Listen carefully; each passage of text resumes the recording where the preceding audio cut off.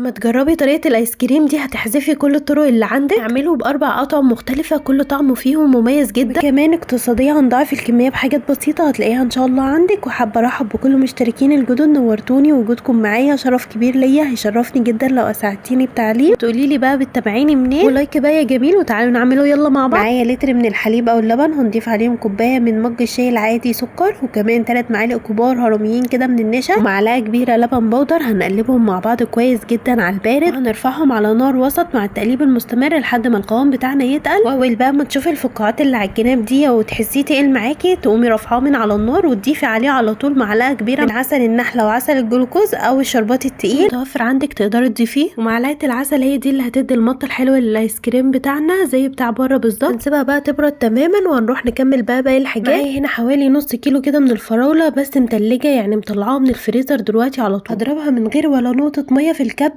وبلاش تضربي في الخلاط علشان ما تبوظش الخلاط بتاعك، لانها طبعا مش مزودينها ميه وتقيله معانا جدا زي ما حضراتكم شايفين كده. سموزي الفاكهه بطبيعتها بيكون فيها ميه، فبلاش نضيف ميه نهائي. وطبعا هي لسه متلجه معايا، هحطها في التلاجة عشان تحتفظ بالسقوعيه بتاعتها لحد ما اخلص باقي الحاجات. معايا هنا كمان مانجا متلجه، هنضربها برده في الكبه نفس الكلام، برده مش هنضيف ولا نقطه ميه، احنا عايزينها تقيله كده وسموزي. هحطها بقى في طبق وهدخلها التلاجة عشان عايزين نحتفظ كده بالسقوعيه بتاعه الفاكهه بتاعتنا. نحاول نخليها متلجه شويه يعني على قد ما نقدر. هجيب بقى طبق الميكسر، ولو مش عندك الميكسر تقدري تشتغلي بالمضرب الكهربائي. احط فيه كوبايه ونص من الكريم شانتيه الخام، من كوبايات المج بتاعه الشاي العادي. اضيف عليهم باكو من الايس كريم بنكهه الفانيليا حوالي 80 جرام، ولو مش متوفر عندك تقدري تخليهم كوبايتين كاملين من الكريم شانتيه وتضيفي عليهم فانيليا. فضي بقى باكو الايس كريم كله على كوبايه ونص كريم شانتيه، وهضيف عليهم كوبايه ونص من الحليب، ويفضل يكون ساقع او متلج شويه. ممكن تضيفي ميه متلجه برده بدل الحليب. كوبايه ونص برده من مجات الشاي لو مش متوفر حليب. هنضربهم بقى كويس جدا بالمضرب الكهربائي او المكسر المتوفر عندك لحد بقى ما نوصل للقوام ده، يعني مش اقل من تلت ساعه كده نضرب فيهم. كمان قوام الكريمه متماسكه معانا مش سايله. هضيف بقى المهلبيه بعد ما بردت تماما كده وحطيتها كمان في التلاجة ساعه شويه، هضيفها بقى على الكريمه. شايفين قوامها هنا قد ايه هي متماسكه، مينفعش نحطها سخنه او دافيه، لازم تبرد معانا تماما. وهنضرب بقى فيها كويس جدا لحد بقى ما القوام بتاعها ينعم تماما، قوامهم مع بعض يبقى كريمي جدا. وعايزه اقول لكم ان دي طريقه موفره واقتصاديه، لان ضفنا لها كميه كده من المهلبيه حلوه ضعفت لنا كميه الايس كريم. والكميه دي كلها شايفين ما شاء الله كميه حلوه. هنعمل منها دلوقتي 4 اطعم مختلفه. شايفين بقى هنا قد ايه هي كريمي جدا وكمان فيها مطه حلوه. هنجيب بقى علبه وهنحط فيها اول طعم، وده طعم الفانيليا. هنسيبه هو كده زي ما هو، مش هنضيف له اي حاجه. كده كده ايس كريم الفانيليا اللي احنا ضفناه فيه طعم الفانيليا، فمش محتاجين نضيف للطعم ده اي اضافات. هنغطي بقى العلبه بتاعتنا وهنحطها في الفريزر. لازم نغطي الايس كريم بتاعنا عشان ما يعملش طبقه على الوش. هنعمل بقى الطعم التاني وهو طعم الفراوله، وفي طبق كده هنحط كميه كريمه قد كميه الفراوله اللي معانا، وهنضربهم بالمضرب الكهربائي كويس جدا. لو انت بقى متقبله اللون كده مفيش مشكله، تقدري تسيبيه كده. لو انت حابه ان انت تخليه لونه كده زي بتاع الايس كريم بتاع بره، ضيفي له كده نقطتين من اللون الاحمر، طبعا ده مصرح بيه من وزاره الصحه. وبعد بقى ما وصلنا للون المطلوب بتاع الايس كريم الفراوله، هنحطهم بقى في علبه وهنحطهم بقى في الفريزر. وهنا بقى نقصت كده كميه من الايس كريم، وهحط بقى في الكوبايات بتاعه القهوه دي الورقيه، هحط فيها طبق من ايس كريم الفراوله عشان ندلع بيهم بقى الولاد. هنشيل بقى العلبه بتاعتنا الفريزر وهنعمل الطعم التالت، ده بقى طعم المانجا. هنجيب بقى طبق وهنحط فيه كميه كريمه قد كميه المانجا اللي معانا، وهنحطهم بقى كده على بعض وهنضربهم. حابه بقى تستكفي باللون ده مفيش مشكله، حابه تضيفي لون غذائي مفيش اي مشكله برضو. انا هنا هضيف اللون الاورنج عشان يبقى زي بتاع بره بالظبط. وبعد بقى ما ضربناهم كويس جدا ووصلنا للون المطلوب، هنحطهم برضو في علبه. هنباقي كميه برضو من ايس كريم المانجا، نحطهم في كيس حلواني عشان نعرف نحطهم في الكوبايات دي ونقدر نتحكم فيهم، ونعمل طبقه تانية كده من ايس كريم المانجا، وندي خبطه للكوبايات بتاعتنا على الرخامه علشان تتساوى معانا تبقى الطبقات بتاعتنا مظبوطه. بعدين هنعمل الطعم الرابع اللي بالشوكولاته. في طبق هنحط كميه كريمه وهنحط عليهم جناش شوكولاته، وجناش الشوكولاته عباره عن 3 مكعبات شوكولاته كبار. هنسيحهم بقى باقل من ربع كوبايه لبن سخنين. كوبايه الشاي الصغيره دي اللبن لازم يكون سخن جدا علشان يسيح لي الشوكولاته بسرعه. ونحاول نحط معلقه لبن بمعلقه لبن لحد ما القوام يظبط معانا. واول ما نلاقي قوام الجناش اتظبط معانا نخلطه بقى مع الكريمه ونضربهم كويس جدا. وبعد كده هنضيفهم في علبه وهنحطهم في الفريزر. نسيب شويه كمان نحطهم في كيس الحلواني، ونحط طبقه ثالثه من ايس كريم الشوكولاته في الكوبايات دي. وهنا بقى كانت زايده حته كده من ايس كريم الفانيليا، حطيتها كده، اي نعم ما كفتش الكل، بس ايه حطيت يعني 2 بس منهم والباقي مش مشكله بقى. وسويت الوش بمعلقه وهغطيهم بقى بالاستريتش الغذائي ده، ولازم نغطيهم يا جماعه كويس جدا علشان ما يعملوش طبقه كده من التلج. وكمان هنحط فيهم العصايه بتاعه الايس كريم تحتها كده فتحات صغيره بسكينه بحيث ان انا ادخل العصايه كده وتبقى واقفه. هدخلهم بقى الفريزر. انا سبتهم بقى 24 ساعه في الفريزر. لو انتي حابه تاكليهم قبل كده معاكي من بعد 5 ساعات تقدري تطلعيهم عادي، اهم حاجه يكونوا جمدوا معاكي كويس. وهنا بقى كنت خلاص سبتهم كده مده كافيه في الفريزر تقريبا يوم كامل 24 ساعه. طلعت بقى الايس كريم زي ما انتم شايفين كده شكله. اجيب السكوب بتاعتي دي وهعمل بقى في الايس كريم بتاعي كده بالشكل ده لحد بقى ما نجمع كده كوره. عشان تطلعي كوره كده حلوه من الايس كريم حاولي تحطي السكوب بتاعتك في ميه لما تحطيها في الايس كريم عشان تطلع معاكي مظبوطه. دول بقى الاربع اطعمه اللي عملناهم مع بعض، طعمهم في منتهى الجمال وكل طعم فيهم مميز جدا. بجد هتجربي الطريقه دي وهتعجبك جدا. اوفر بكتير جدا من بره. طبعا احنا عارفين ان الواحده الكوريه الواحده دي تقريبا بره بتتباع ب10 جنيه. الطريقه دي اقتصاديه وكمان هتفرح الولاد جدا وهتعجبهم. تعالوا بقى نعمل كوبايه الايس كريم. طبعا كل واحد تقدري تحطي له الطعم اللي هو حبه. عايزه اقول لكم ان الاربع اطعم احلى من بعضهم. لو وصلت معايا لهنا ولسه ما اشتركتيش عندي اتمنى تشتركي عندي، وجودك معايا شرف كبير ليا. كمان هتلاقي عندي وصفات كتيره حلوه ومميزه. حطيت بقى هنا كل طعم في بوله. وكمان لو حابه تعملي كده ايس كريم مشكل هيبقى برضو حلو جدا. كمان لو عندك بسكوتات او كونو اللي هي الصغيره دي ممكن تحطيها في البولات بتاعه الايس كريم عشان تبقى كده الواحده كده مشبعه وحلوه زي اللي بنشتريه من بره، وكمان طعمه احلى بكتير. ابدعي بقى في التزيين بتاعك، تقدري تقدميها بالشكل ده كده شكلها شيك كده وحلوه. وايه رايكم بقى في طبق المشكل ده؟ مش اقل من 40 جنيه لو هتشتريه من بره. كمان لو عندك صوص شوكولاته تقدري تضيفي كده على الوش بيدي شكل جميل جدا، او لو عندك اي صوص انت بتحبيه تقدري تضيفيه. ايه رايكم بقى في الجمال ده؟ تعالوا بقى نطلع كوبايه الايس كريم دي، طعمها برضو حلوه جدا وهتفرح الولاد جدا. هنقص بقى الكوبايات دي بالمقص كده بالراحه. دي كوبايه قهوه فوريه تقدري تجيبيها بقى وتعملي الميكس الحلو ده. كمان ممكن تجيبي البسكوتات بتاعه الايس كريم دي من اي محل بتاع ايس كريم. من الايس كريم مع البسكوت خطير. يلا بقى بعد ما تسمعي الفيديو ده عايزاكي تتشجعي كده وتعمليه. تقولي لي عن رايك فيه في الكومنتات تحت، هيفرحني وهيسعدني جدا طبعا انكم تشاركوني رايكم. هنا بقى نكون وصلنا لنهايه الفيديو بتاع النهارده. اتمنى الفيديو يكون عجبكم. شكرا جدا ليكم. سلام عليكم.